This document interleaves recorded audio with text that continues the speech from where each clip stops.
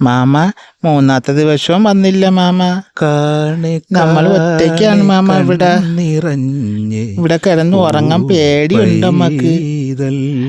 ഇന്നലെ രാത്രി ഉറങ്ങിയപ്പോ ഷീറ്റിന്റെ അടിയിൽ കൂടെയൊക്കെ ഓരോരുത്തർ വന്ന് ഞങ്ങൾ കയറി ഒളിച്ച് ഞാനും അവനും. പേടിക്കണ്ട മക്കളെ, അമ്മ വരും. മാമ വല്ലതും കഴിക്കാനും കൊണ്ട് തരാം. മക്കൾ ആർക്കും പിടി കൊടുക്കാതെയും കടി കൊടുക്കാതെയും ഇവിടെ ഒളിച്ച് താമസിക്കണം കേട്ടാ. മാമനെ അത് പറയാ. ഞങ്ങൾക്ക് ഇവിടെ പേടിച്ചാണ് കിടക്കുന്നത്. ഞങ്ങളെ രണ്ടുപേർക്കും ജീവിച്ചു കൊതി തീർന്നില്ല മാമ. ഞങ്ങൾ ആരെങ്കിലും കടിച്ചു കൊല്ലും. ഇവിടെ കിടക്കാൻ പറ്റൂല മാമ തനിച്ച്. അമ്മ ഉണ്ടായിരുന്നെങ്കിൽ പേടിക്കണ്ടായിരുന്നു. ആരെങ്കിലും വന്നാൽ തന്നെ സൂചനയൊക്കെ തരുമായിരുന്നു. കാര്യമില്ല മാമ. ഉറങ്ങി അങ്ങ് ഉറങ്ങി പോകുമ്പോള് അതാണ് പേടി. എന്റെ മക്കൾ